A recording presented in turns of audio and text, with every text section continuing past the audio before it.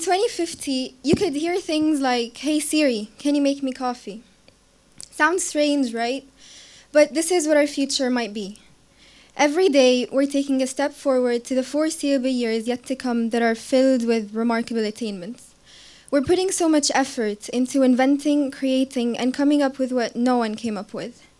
Everyone comes together and works together, from doctors to engineers, IT experts, professors, scientists, and the list goes on. Each one of them contributing to our utopian future. And we're all ambitious, always competing and striving for the best. We know that the world we live in is taking a huge step, but while we advance and prosper, we're forgetting something.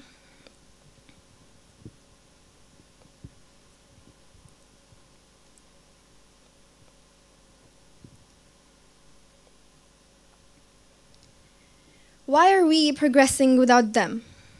Why do they not get a chance to be a part of this growth? How are we going to leave them behind, and for how long are things going to be this way? If we look at, for instance, what's happened in Syria, you'll come to know that 5.6 million people have fled the country as refugees, and another 6.2 million people have been displaced within Syria. Half of the people affected were children. Thing is, these children, they didn't choose to leave their homes and not complete their education. They didn't choose to be displaced. They are no different from us, just like how we, every day, get the opportunity to learn something new and achieve our goals and get a step closer from the big picture that we spent years planning for. They too deserve that chance. Our life doesn't have more value than theirs. Now, I'm not saying you and I are guilty. Neither am I saying that we need to fix this and right now, no. But as a whole, as a privileged society, I feel that we are responsible, and it is in our hands to give them a chance and a choice to do things because we have the means to do so. And if not us, then who will, right? These children, they're not able to stand up for themselves and make their voices be heard, but they have dreams just like us. And they're not getting the chances they ought to get. Giving them those chances is on us as a society. Another thing is that if we're going to improve our lifestyles and work towards the better of the world that we live in, then we need to do it right. So when you take what you have now and go all the way to 2050, you need to take everyone. You can't have some there and some left behind. That's not how it works, because let me tell you something. You know those times when you have a really great idea that you're excited about sharing, but no one's giving you a chance to speak. No one's willing to listen to you, and you feel left out and pushed aside. What does it feel like? Not a great feeling, right? Well, this is exactly what we're doing indirectly to these people. If they were given the chance to contribute to this massive growth, they would have done it staggeringly. Wouldn't you agree? They were simply not given the chance to showcase their skills and prove to everyone their abilities to make our future even greater. The reason why we should be concerned and why this is our problem too is that these kids are a part of our future. And so it really doesn't matter where they come from, what their history is, their religion, their race. None of that can change the fact that they too deserve to belong. These children are precious. They are a part of us, our now and our tomorrow. They share our rights as inhabitants of this world. Therefore, it is expected of us to nurture them, strengthen them, and ensure they grow to become young men and women who can lead one day. They are being neglected and lost, and their dreams are being trampled on by who? By us, the prosperous society of this world. Right, now that you get my point, I'm not going to talk about and ponder over why they were sent out of their homes or why their country was taken from them and why everything happened, because we can't really change that. What we should talk about, though, and the questions we should answer are, will these children ever get access to higher education? Will they find their purpose again? Will they join us and experience the incredible things we experience today, and are we going to help?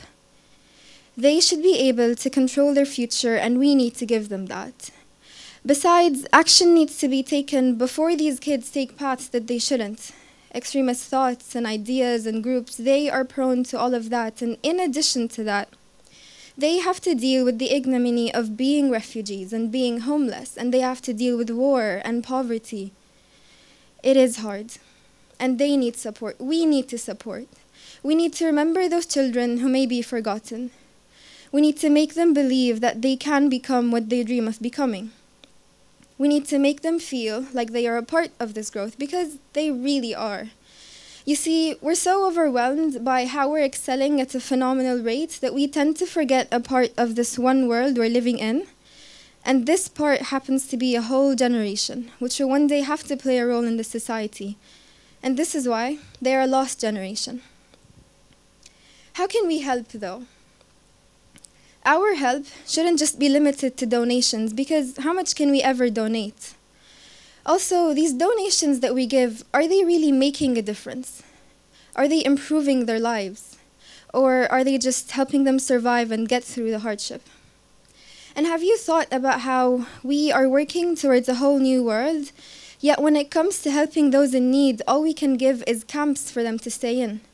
And we specifically called it refugee camps. So we're allowing them to come to our countries and live in it, but we're still making them feel different.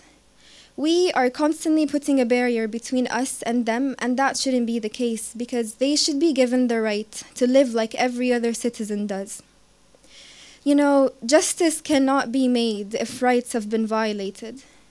If no one is convinced that these people deserve to live like everyone else, and that they have rights just like every other being, then no one's going to help them, and no one's going to put effort in making a change for them. Isn't that true? So often, people overlook and don't understand the value and importance of equality. However, it's a beautiful thing to view one another as though we were the same. If we looked at these people as if they were just like us, we wouldn't tolerate the injustice that's being done to them. We wouldn't be able to stand it. We hear about these problems frequently.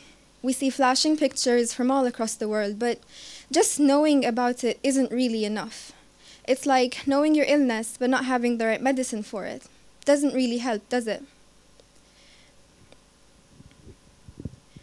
It is the duty of all of us to establish a sense of love, equality, and sometimes sacrifice for one another in our society.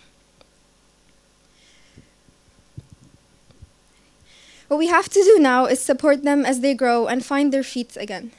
To be patient, dedicated, and committed to actually making things change for them.